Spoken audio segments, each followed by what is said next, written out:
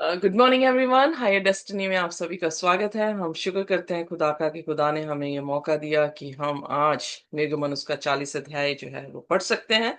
खुदा के वचन से गुफ्तगू करते हुए खुदा की समझ को ले सकते हैं। और ये जो वेदी का सिलसिला चल रहा है, वेदी जो है, जैसे भजन लिखने वाला 77 चैप्टर में उसकी 13 वर्स में कहता है कि हे परमेश्वर, तेरे रास्ते वेदी में है। सो खुदा की नजात जो है वो हमें वेदी से नजर आती है। खुदा की सर्विस या उसकी मिनिस्ट्री, यीशु मसीह की मिनिस्ट्री जो है वो हमें वेदी से जो है वो नजर आती है। सो हम ऑलरेडी एक्सोडस जो है वो देख चुके हैं। एक्सोडस 20 अध्याय तक हमने खुदा के मौजूद को देखा। 20 अध्याय में उसके हुक्म 24 तक देखे, और फिर उसके बाद वेदी का ढांचा किस तरह से बनना चाहिए उसके बारे में खुदा ने वहां पर जिक्र किया। फिर 32 अध्याय में हम देखते हैं कि उन्होंने पाप कर दिया, और पाप करने के बाद खुदा ने फिर जो है कॉन्सिक्रेशन के बाद खुदा ने फिर दोबारा से उन्हें हुक्म दिया। और बेजलील को जो है वो अपनी आत्मा से निपुण किया, भरकर जो है अपने वेदी के आर्टिकल्स बनाने की जो है वो कुव्वत दी। और उन्होंने जब बना दिया, 39 चैप्टर में उन्होंने सब कुछ जब खत्म किया, 40वें अध्याय में स्थापना जो है वो होती है। इसके बारे में हम जिक्र करेंगे। आइए अपने सिरों को झुकाएंगे और हम प्रार्थना में जाएंगे। हमारे स्वर्गीय खुदावन, हम आपके शुक्रगुजार हैं। धन्यवाद करते हैं कि आप हमारे मीठे खुदा हैं। आपके जैसा कोई खुदा नहीं खुदावन, आपसे बढ़कर भी कोई सामर्थ नहीं है। इसलिए हमारे सिर आपके सामने झुकते हुए खुदावन आपको नमन करते हैं, आपकी सिताइश करते हैं, आपके नाम को ऊंचा करते हैं। और इससे पहले कि खुदावन हम आपके कलाम में जाएं, हमारी प्रार्थना है कि किसी भी तरह से खुदावन हमारे पाप आपके और हमारे बीच में खड़े न रह जाए। हमारे सारे गुनाह गलतियों को आप माफ कर दें। जैसे पूरे पश्चिम से दूर है, वैसे ही हमारे गुनाहों को भी फेंक दे खुदावन। हम सब पर दया करें। अपने बड़े फजल के साथ खुदावन आप हमें यहाँ तक लेकर आए हैं कि आपके कलाम की बातों को हम समझे हैं। आगे भी खुदावन आप हमारे चरवाहा होते हुए खुदावन हमें आगे चलाएं। हमें हरी हरी चराइयों से होकर गुजारे खुदावन। हम चाहे मौत की वादियों से भी होकर क्यों ना गुजरे खुदावन, आप हमारे साथ हो। और आपका सोटा और आपकी लाठी हमें हमेशा शांति और इत्मीनान देता रहे। खुदावन हमारे साथ हो। हमारे शब्दों को किसी भी तरह से खुदावन शैतान इस्तेमाल ना करे, बल्कि खुदावन आपकी आत्मा इस्तेमाल करे। आपको महिमा मिले, आप बोले और हम सुने, हम आपका माध्यम बने। इस प्रार्थना को हम यीशु के नाम से मांगते हैं, आमीन। सो आइए देखते हैं निर्गमन उसका 40 और उसका पहला वचन। तब यहोवा ने मूसा से कहा, पहले महीने के पहले दिन पवित्र तंबू जो मिलाप वाला तंबू है खड़ा करो। साक्षी पात्र के संदूक को मिलाप वाले तंबू में रखो। संदूक को पर्दे से ढक दो। तब विशेष रोटी का मेज मेज को अंदर लाओ। जो सामान मेज पर होने चाहिए उन्हें उस पर रखो। तब दीपाधार को तंबू में रखो, और दीपाधार पर दीपकों को ठीक स्थानों पर रखो। सोने की वेदी को धूप की भेंट के लिए तंबू पे रखो। वेदी को साक्षी पत्र के संदूक के सामने रखो। तब कन्नात को पवित्र तंबू के प्रवेश द्वार पर लगाओ। अब यहाँ पर बिल्कुल साफ है कि खुदा हर एक आर्टिकल के बारे में बात कर रहे हैं जो कि होली प्लेस में और मोस्ट होली प्लेस में जो है वो रखे जाते थे। अगर आप ध्यान दें तो मैं एक बार फिर आपको सेंचुरी की जो है वो तस्वीर दिखाती हूँ कि किस तरह से होली प्लेस में आप देख रहे हैं कि 7 लैम्प स्टैंड है। आप देख रहे हैं श्यू ब्रेड की टेबल है, ऑल्टर है जो कि बिल्कुल पर्दे के पास है। और इस कंपार्टमेंट को डिवाइड करने के लिए यहाँ पे पर्दा दिया गया है, क्योंकि इस तरफ जो है वो होली प्लेस है, और पर्दे के पीछे जो वाला कंपार्टमेंट है वो मोस्ट होली प्लेस है, जहां पर आर्क ऑफ कवेनेंट जो है वो रखी गई है। और आर्क ऑफ कवेनेंट हम अच्छी तरह से जानते हैं कि करूब जो है वो घेरे हुए हैं, और वो मर्सी सीट के बीच बीच बीच में मर्सी सीट है जो कि खुदा के तख्त को दिखाती है। और हम ये भी जानते हैं कि आर्टिकल्स जो आर्क ऑफ कवेनेंट में रखा गया वो मन्ना था, 10 हुक्म थे, और हारून की जो है वो बड़ी लाठी थी जो कि यीशु मसीह की मिनिस्ट्री को दिखा रही है कि यीशु मसीह हमारा चरवाहा है। यीशु मसीह हमारी जीवन की रोटी है, और यीशु मसीह ही हमारे व्यवस्था है, क्योंकि वो ही जो है वो व्यवस्था का प्रभु है। जब हम होली प्लेस में आते हैं तो वहां पर भी जीसस की मिनिस्ट्री है। यीशु मसीह ने कहा, मैं दुनिया की ज्योति हूँ, यानी जगत की ज्योति हूँ। यीशु मसीह ने कहा, मैं जीवन की रोटी हूँ। और फिर उसके बाद इनफैक्ट खुदावन यीशु मसीह जो है वो जब ऑल्टर ऑफ इंसेंस की हम बात करते हैं, तो वहां पर जो है ऑल्टर ऑफ इंसेंस जो है वो हमारी दुआएं हैं, जो कि खुदा के सामने जो है वो बहुत ही क्या कह सकते हैं, एक अच्छी अरोमा जो है वो लेकर आते हैं। जब हम इफिसियों के 5:2 या फिलिप फिलिप फिलिप फिलिपियों की पुस्तक में जब जाते हैं, तो वहां पर हमें देखने को मिलता है कि वो जो है खुदा के लिए जो है सुगंधित धूप की तरह जो है वो बलती रहती हैं। और उसके बाद कनातों की बात आई है, तो हम यहाँ पर देख सकते हैं कि ये जो है वो टेंट है, जिसके साथ जो है इसे कवर करने के लिए खुदा ने बोला है। आइए अब 6वीं आयत में देखते हैं, होम बलि की वेदी का मिलाप वाले तंबू की पवित्र तंबू के प्रवेश द्वार पर रखो।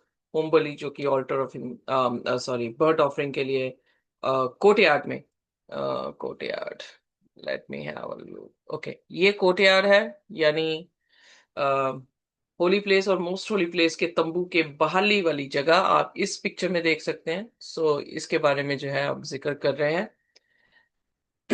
ये प्रवेश द्वार पर रखो। चिलमची को वेदी और मिलाप वाले तंबू के बीच में रखो, और चिलमची में पानी भरो।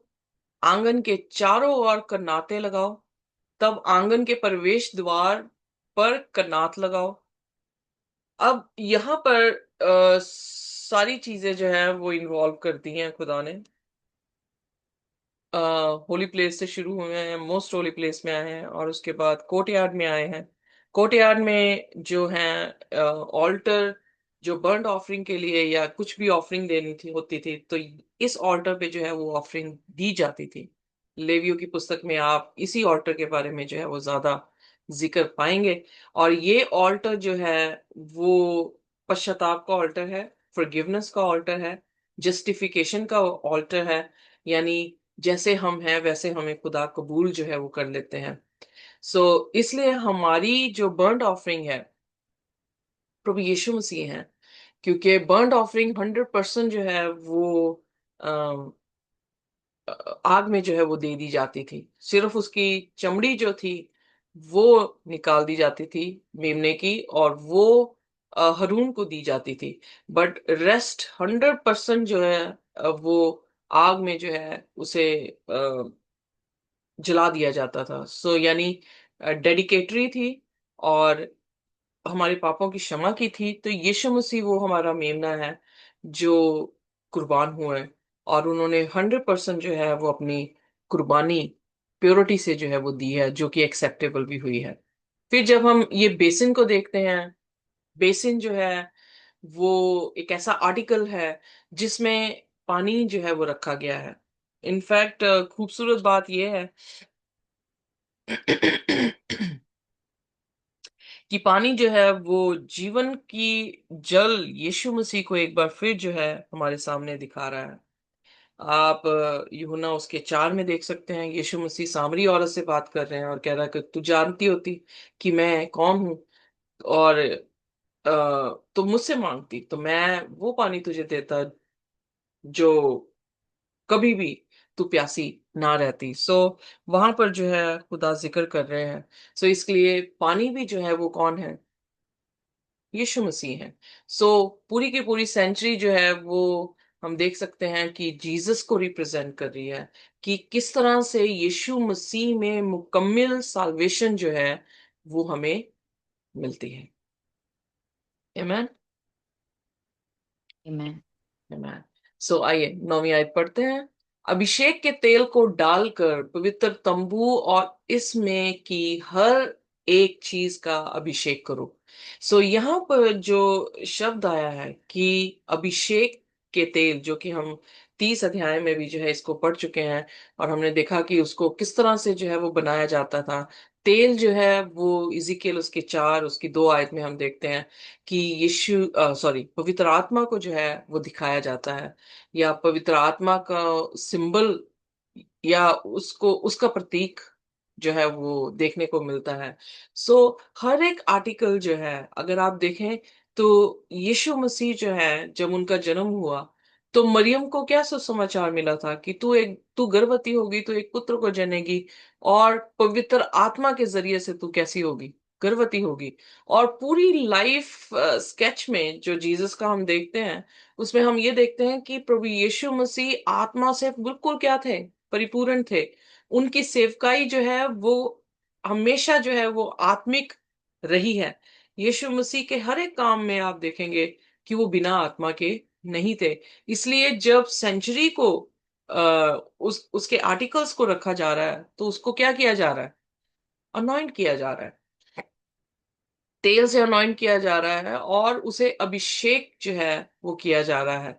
अभिषेक जो शब्द है, उसका मतलब कि वो उसे सेट अपार्ट किया जा रहा है, पवित्रता ही दिखाई दे रही है, और उसे सेट अपार्ट किया जा रहा है कि ये चीज जो है वो किसी और चीजों के लिए इस्तेमाल नहीं होगा।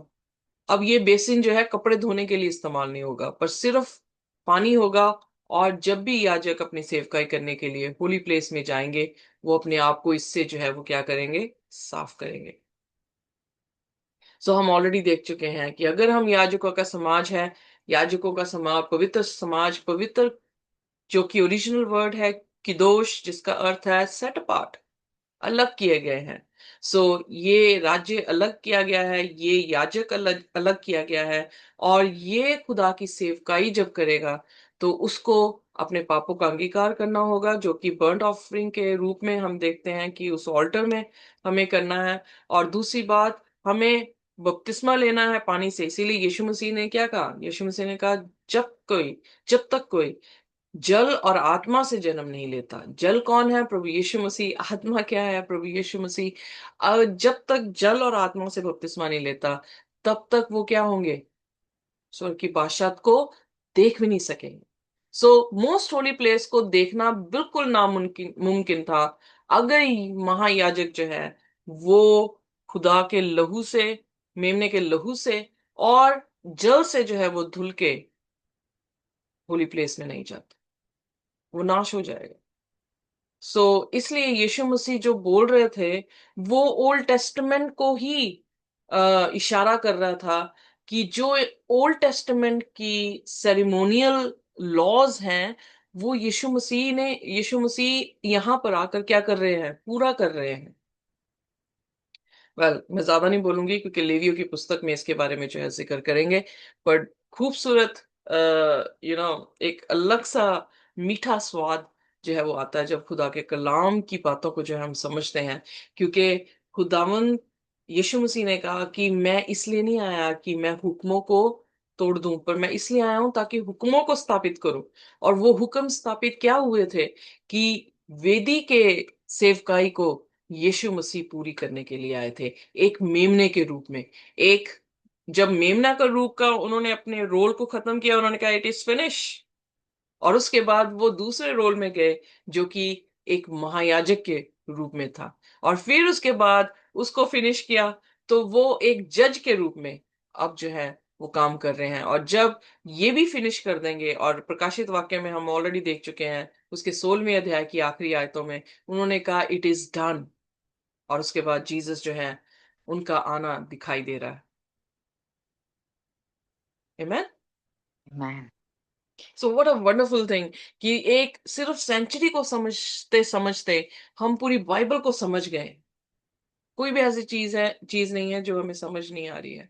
यहाँ पर हम देखते हैं कि खुदा ने उन आर्टिकल्स को ऑयल के साथ जो है वो अभिषेक करने को कहा। और फिर उसके बाद लिखा, जब तुम इन चीजों पर तेल डालोगे, तो तुम इन्हें पवित्र बनाओगे। इसका मतलब पवित्र आत्मा जब हमारे बीच में आती है, इसीलिए पौलुस कह रहा है इब्रानियों उसकी 13 उसकी 21 आयत में, कि हम उसकी भली इच्छा को पूरी करते हैं, मसीह यीशु के द्वारा जो हम में आता है। यानी जब हम जीसस को एक्सेप्ट कर रहे हैं, जब हम खुदा को कह रहे हैं कि तू हमारी जिंदगी के कामों को जो है अपने हाथों में ले, तो खुदा अपनी आत्मा के जरिए हमारी जिंदगी में अपने धर्म के कामों को जो है वो पूरा कर रहा है और हमें पवित्र कर रहा है। और यही चीज पहला पत्रस उसका दूसरा अध्याय में हम देखते हैं। जब हम 16 वचन से आगे पढ़ते हैं तो वहां पे प्रभु यीशु मसीह ने, आई थिंक 16 या, give me a minute please.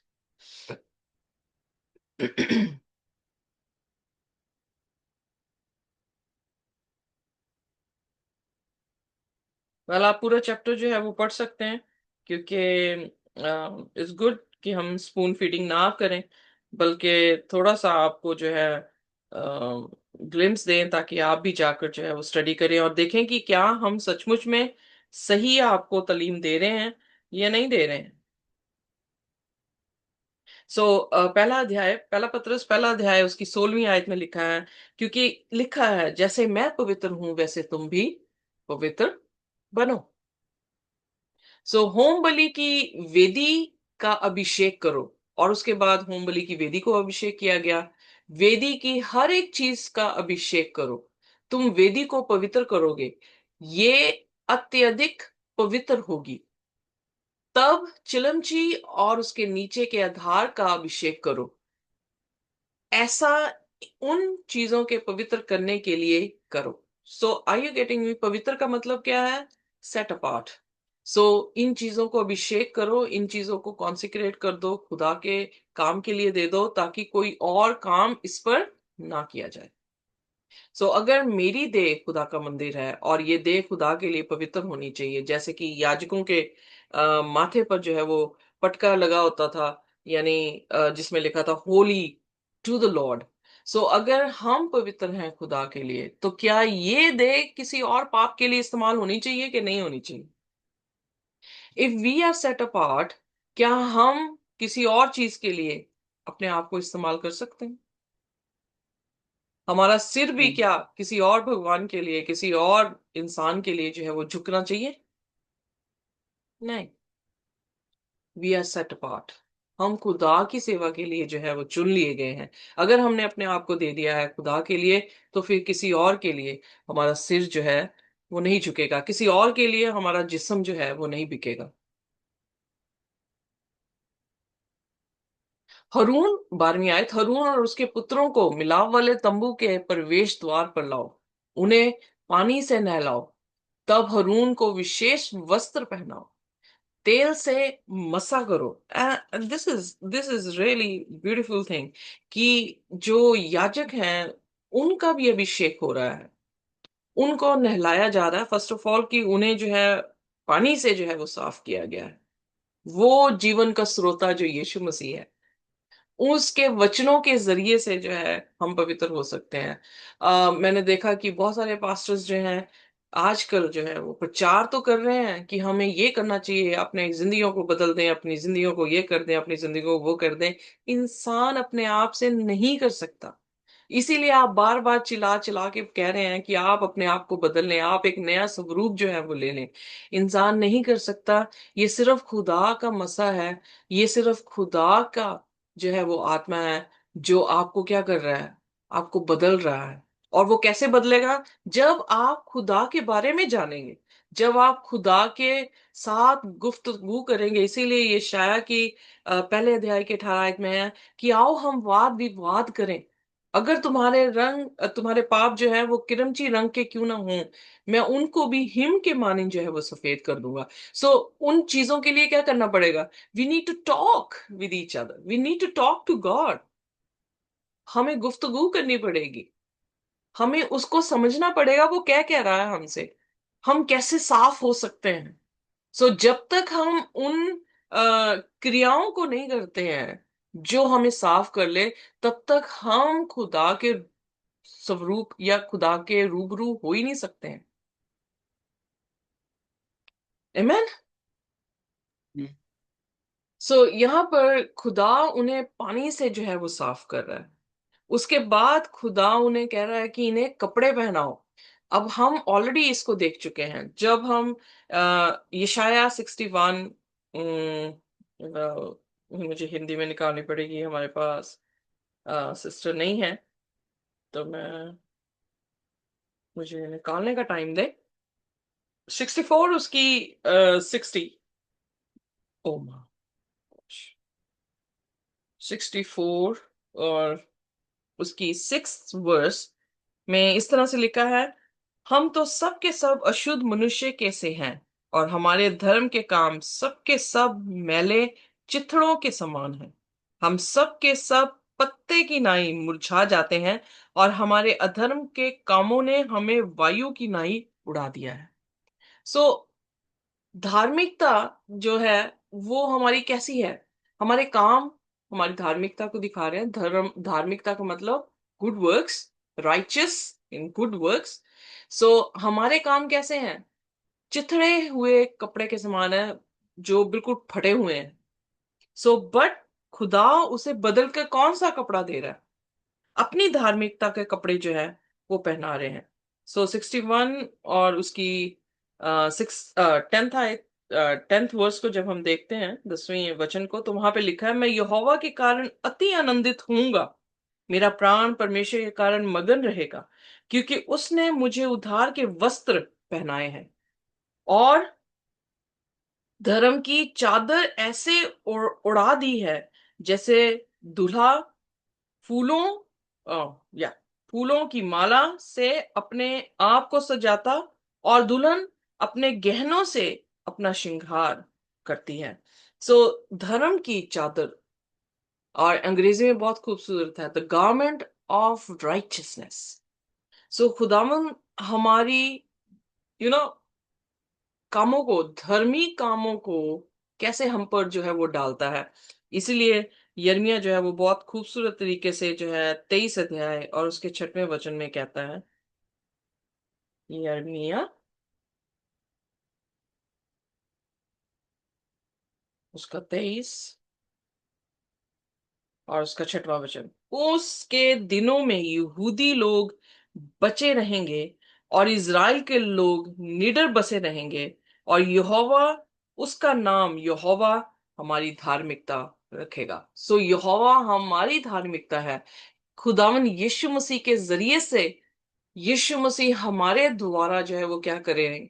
धर्म के काम जो है वो उत्पन्न करेंगे।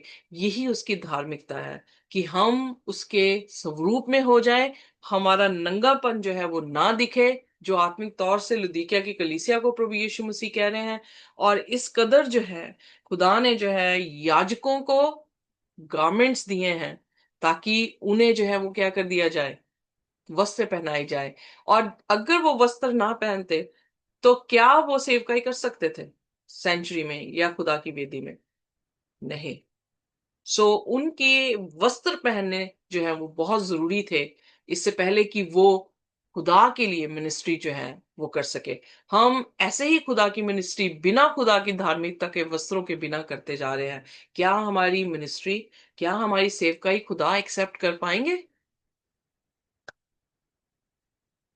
And that's the very important significant question before all of us. हमें खुदा की सामने अपने आप को देना होगा, पूर्ण संपूर्ण तौर से समर्पण करना होगा, यीशु मसीह की धार्मिकता को ओढ़ना होगा, और फिर उसके बाद में लिखा, तेल से उसका अभिषेक करो और उसे पवित्र करो, उसे सेट अपार्ट कर दो। किससे? खुदावन यीशु मसीह की आत्मा के जरिए से। सो ये इंग्रेडिएंट्स जो हैं हमारे बीच में आना चाहिए, इससे पहले कि हम ये कहें कि ये देह खुदा का मंदिर है और खुदा तू आके वास कर। क्योंकि अनटिल अनलेस हम अ, उसकी रिक्वायरमेंट्स को अगर फुलफिल नहीं कर रहे हैं, तो वो भी जो है वो हमारे साथ खड़ा जो है वो नहीं हो सकता है। Am I right?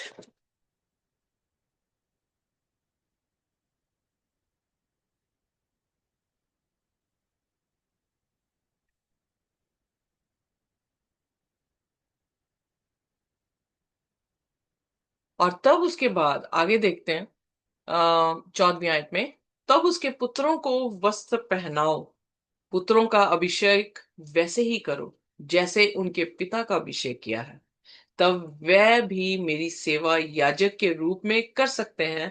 तब तुम अभिषेक करोगे, वे याजक हो जाएंगे।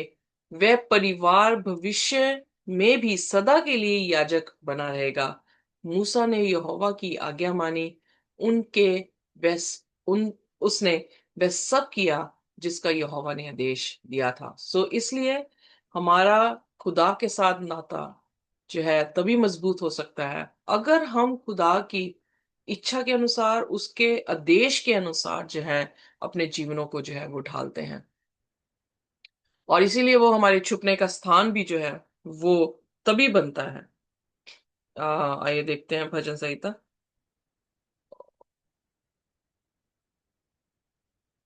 उसका 91 चैप्टर और उसकी पहली। जो परम प्रधान के छाए हुए स्थान में बैठा रहे, वह सर्वशक्तिमान की छाया में ठिकाना पाएगा। मैं यहोवा के विषय में कहूंगा कि वह मेरा शरण स्थान और गढ़ है, वह मेरा परमेश्वर है, मैं उस पर भरोसा रखूंगा। यहाँ पर कवनेंट की बात आई है कि मैं उनका परमेश्वर हूंगा और वो मेरे लोग होंगे। और जब खुदा के साथ हम वाचा उसके हुक्म के अनुसार, उसके हुक्मों को मानकर जो है वो पूरी करते हैं, तो खुदा हमारा शरण स्थान बनता है। खुदा हमारा छुपने का स्थान जो है वो बन जाता है। खुदा हमारी हमारे जो है वो हम उसके उसके छाए के नीचे जो है वो आ जाते हैं, क्योंकि वो एक्टिव हो जाता है। यानी उसका प्रॉमिस हमारे साथ एक्टिव हो जाता है कि वो हमारा प्रोवाइडर है, प्रोटेक्टर है, वो हमारा गॉड है और हम उसके जो है वो लोग हैं।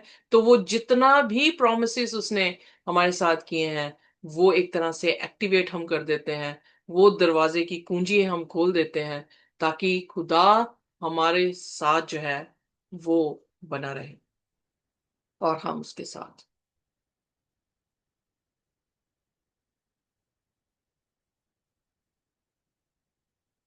आमीन। और 17वीं आयत में इस प्रकार ठीक समय पर पवित्र तंबू खड़ा किया गया। ये मिस्र छोड़ने के बाद के दूसरे वर्ष में पहले महीने का पहला दिन था। यानी जब वो वहां से निकले थे, अब ये 2 साल हो चुके हैं उन्हें, और वो अभी तक जो है वहीं पे खड़े हैं, बिल्कुल भी आगे जो है वो बढ़े नहीं है। मूसा ने पवित्र तंबू को यहोवा के कथना अनुसार खड़ा किया। पहले उसने आधारों को रखा, तब उसने आधारों पर तख्तों को रखा, फिर उसने बलियां लगाई, खंभों को खड़ा किया। उसके बाद मूसा ने पवित्र तंबू के ऊपर आच्छादन रखा। इसके बाद उसने तंबू के आच्छादन पर दूसरा आच्छादन रखा। उसने ये यहोवा के आदेश के अनुसार किया। हम ऑलरेडी देख चुके हैं कि किस तरह से पहले अंदर के आर्टिकल्स रखेंगे और उसके बाद जो है ऊपर का टेंट जो है वो बनाया गया। मूसा के साक्षी पत्र के उन पत्थरों को जिन पर यहोवा ने आदेश लिखे थे संदूक में रखा। मूसा ने बलियों को संदूक के छल्लों में लगाया।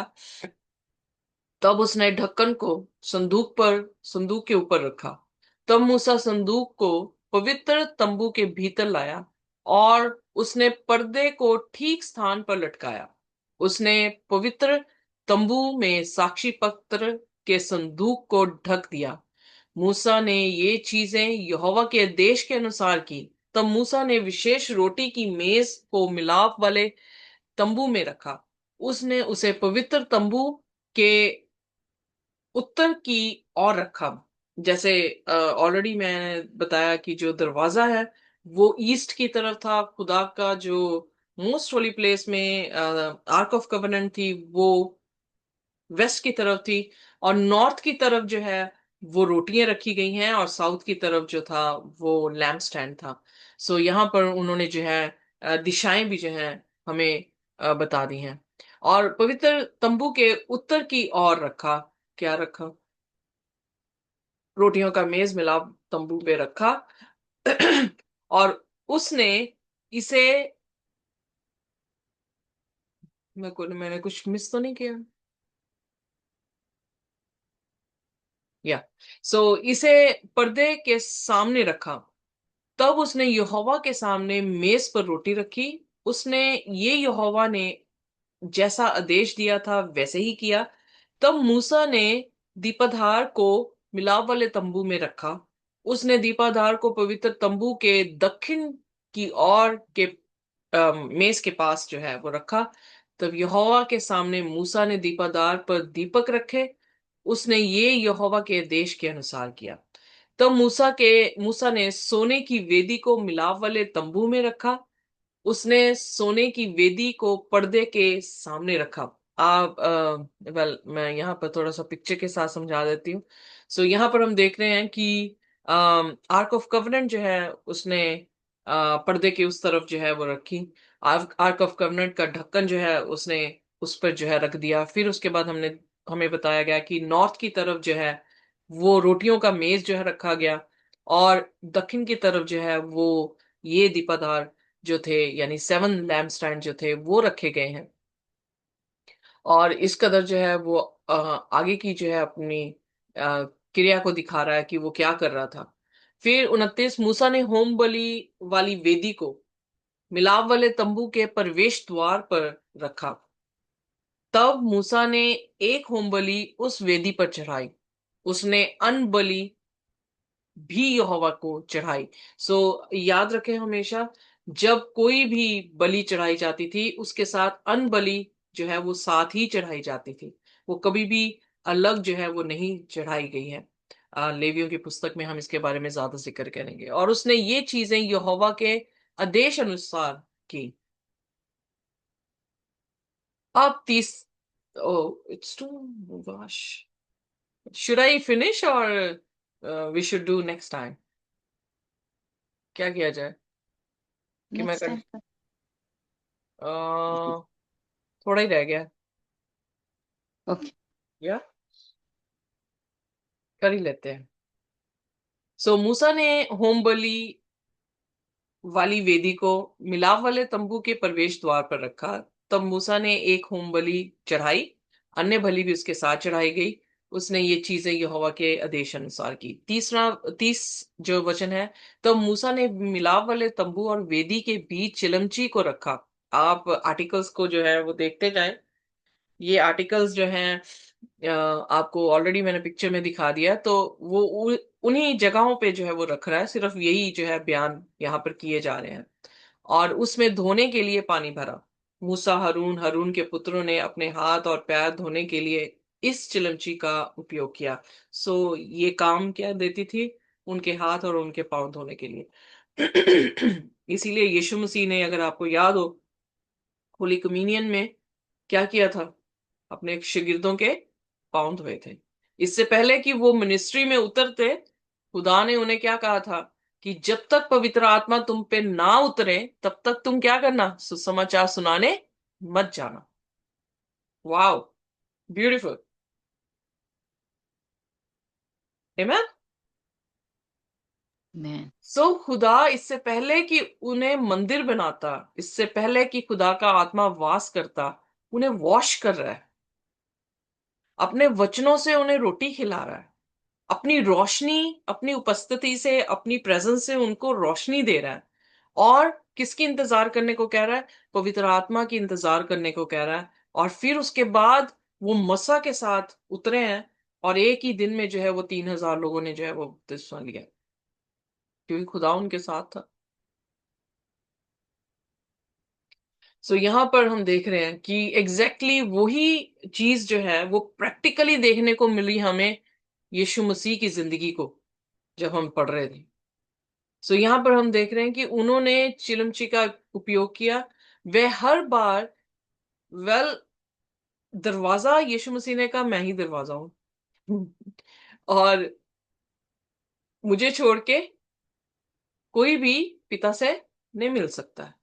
सो एक तरह से हम ये देख सकते हैं कि अगर दरवाजा प्रभु यीशु मसीह है, तो यीशु मसीह जो है वो सन बड़ी एश्योरेंस दे रहे हैं कि अगर जीसस के द्वारा, यीशु को फॉलो करते करते अगर हम खुदा से मिले तो हम मिल जाएंगे। दूसरी चीज, एक वार्निंग है कि अगर यीशु को पीछे छोड़कर हम पिता से मिलने गए तो हम क्या होंगे? भस्म हो जाएंगे। सो आप देखेंगे कि कोर्टयार्ड में बर्ंट ऑफरिंग उस मेमने की और उसके लहू को जो है अंदर लिया लेकर जाया जाता था, और इसलिए वो जीवित रहते थे। अगर वो लहू का ना बहाया जाना होता तो वो जीवित नहीं रह सकते थे। सो इसलिए जीसस ने कहा। सो उसके बाद 32 वे हर बार जब मिलाप वाले तंबू में जाते तो अपने हाथ और पैर धोते थे। जब वह वेदी के निकट जाते तब भी वह हाथ और पैर धोते थे। वह इसे वैसे ही करते थे जैसा यहोवा ने मूसा को आदेश दिया था। तब मूसा ने पवित्र तंबू के आंगन के चारों ओर कनाते खड़ी की। मूसा ने वेदी को आंगन में रखा। तब उसने आंगन के प्रवेश द्वार पर कनात लगाई। इस प्रकार मूसा ने वह सभी काम पूरे कर लिए जिन्हें करने का आदेश यहोवा ने दिया था। जब सभी चीजें पूरी हो गई, बादल ने मिलाप वाले तंबू को ढक लिया और यहोवा के तेज से पवित्र तंबू भर गया। बादल मिलाप वाले तंबू पर उतर आया और यहोवा के तेज ने पवित्र तंबू को भर दिया। ये वाओ, वंडरफुल, ब्यूटीफुल एक्सप्रेशन कि किस तरह से जब खुदा के हुक्म के अनुसार हर चीजें हुई। जब वो हुक्म के अनुसार पानी से धोए गए, जब हुक्म के अनुसार अभिषेक किए गए, हुक्म के अनुसार जैसा वो चाहता था वैसे वस्त्र वो पहन लिए गए, और जब सब कुछ बना कर रख दिया गया, तो खुदा ने अपनी ग्लोरी के साथ, खुदा ने अपनी आत्मा के साथ, अपनी हुजूरी के साथ जो है उस मंदिर को जो है वो भर दिया। वाह! क्या हम धुले हुए हैं? क्या हमारे पाप हमसे जुदा हो चुके हैं? क्या हम अभिषेक हो चुके हैं या पवित्र हो गए हैं? क्या हमने खुदा की धार्मिकता के वस्त्र पहन लिए हैं? क्या हम उसकी व्यवस्था को पूरी कर रहे हैं? एक बिंदु और एक कॉमा भी वहां से नहीं हटा रहे हैं? If we are doing all these things, then God will fill us with his presence. तब खुदा हमारे बीच में जो है वो आकर क्या करेगा? जुम्बिश करेगा। खुदा आकर जो है वास करेगा। अदरवाइज खुदा अपनी हजूरी लेकर हमारे बीच में नहीं आएगा। खुदा कभी बदलता नहीं है, और खुदा कभी भी जो है वो अपनी हजूरी नहीं लेकर आएगा। अगर हम खुदा की व्यवस्था को तोड़ेंगे तो हम नाश होंगे। अगर हम खुदा की व्यवस्था को रखेंगे तो हम जिंदगी को पाएंगे और खुदा की हजूरी को। और इसीलिए जब 12 शागिर्द चुने गए हैं तो 12 शागिर्दों को भी इसी प्रोसीजर से खुदा ने जो है वो निकाला था। वो भी पानी से जो है वो धुले थे, कलाम से जो है उन्हें नवाजा था, और खुदा के हुक्मों को वो मान रहे थे। पतरस बेशक निराश होकर वापस चला गया काम करने। वह यूना उसका आखिरी अध्याय में हम देखते हैं कि खुदा यीशु मसीह उसे दोबारा लेकर आए और फिर उन्हें कहा है कि वेट करें जब तक पवित्र आत्मा तुम्हें आकर पवित्र ना करे, अभिषेक ना करे, तो खुदा का कलाम सुनाने के लिए मत जाना। आज हमारे पर भी वही एप्लीकेशन अप्लाई होती है। आप माने चाहे ना माने, अगर आप खुदा से मोहब्बत करते हैं और चाहते हैं कि खुदा आपके साथ अपना वास करे, तो आपको खुदा के अधीन होना होगा। आपको खुदा के हुक्म को मानना होगा। तभी उसकी कवनेंट एक्टिवेट हमारी जिंदगियों में जो है वो हो सकता है।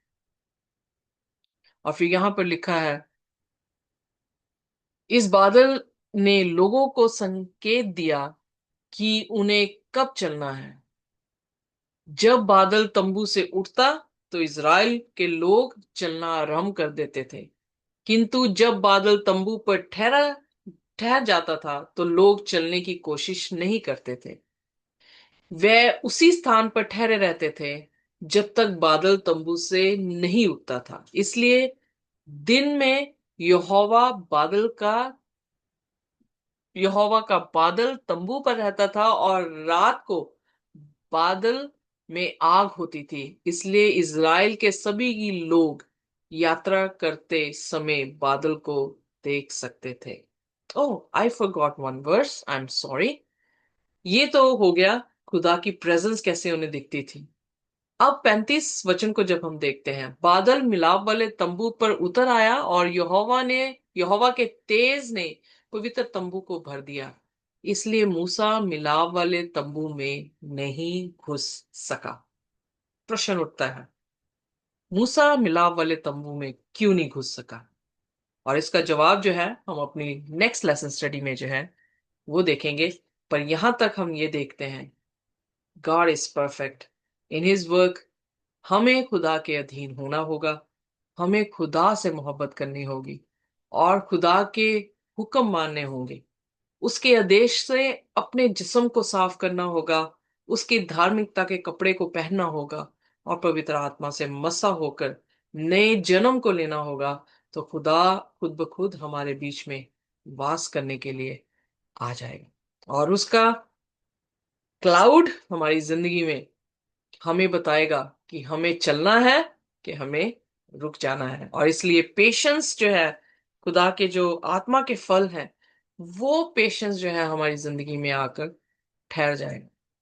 हालेलुया, आमेन। Amen. सो आइए अपने सिरों को झुकाएंगे और हम प्रार्थना में जाएंगे। कोई भी जन जो है वो हमारे लिए प्रार्थना कर सकता है।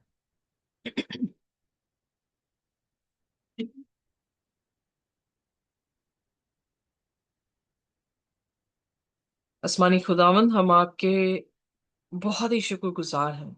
लाख लाख बार खुदावन आपके चरणों को चूमते हुए हम आपका धन्यवाद करते हैं कि आपका वचन आपने हम पर नाजिल किया। अपनी समझ, अपनी अक्ल से आपने हमें भरा है कि हम आपके कामों को जान सके। Thank you Lord, we praise you. हम आपके शुक्रगुजार हैं। हम आपकी उस मोहब्बत से रंग जाना चाहते हैं प्रभु, जो आपने अपनी मोहब्बत आपकी सेंचुरी से सिखाई है। हमें अक्ल और बुद्धि से नवाजें खुदावन, ताकि हम आपके अधीन हमेशा बने रहें, आपकी धार्मिकता के वस्त्रों में घिरे रहें और खुदावन आपके साथ चलते रहें। और आपका आत्मा, आपकी प्रेजेंस हमसे कभी भी अलग ना हो। हमें पवित्र करे खुदावन, जैसे आप पवित्र हैं। हमें अपने स्वरूप में ढालें ताकि हम आपके साथ सहभागिता कर सकें। हमारे पाँव को धो दें खुदावन, हमारे माथे को अभिषेक करें और हमें खुदावन कुव्वत और ताकत दें ताकि आप में हम बने रहें। धन्यवाद आपकी हर एक चीज के लिए जो आपने हमें सिखाई है, और हम आपके अधीन हैं। हम आपके बिना जीना नहीं चाहते हैं। हमें अपने चरणों में जगह दें और खुदावन हमें अपने अपने साथ बरकरार रहने की कुव्वत और ताकत बख्शते रहें। इसी तरह से हम आपके कलाम को पढ़ते रहें, और जो कोई भी इस कलाम को यूट्यूब के माध्यम से भी सुनता है खुदावन, वो भी आशीष पाए। ये कलाम लोगों तक पहुंचे और खुदावन वो आपकी सच्चाई को जान सके और आपकी महिमा कर सके। इस प्रार्थना को यीशु के नाम से मांगते हैं, आमीन। Amen. खुदा की शांति और उसका अनुग्रह हमारे साथ जब तक कि हम यीशु मसीह को दोबारा रूबरू ना देख लें, इसी तरह से बने रहे। आमीन।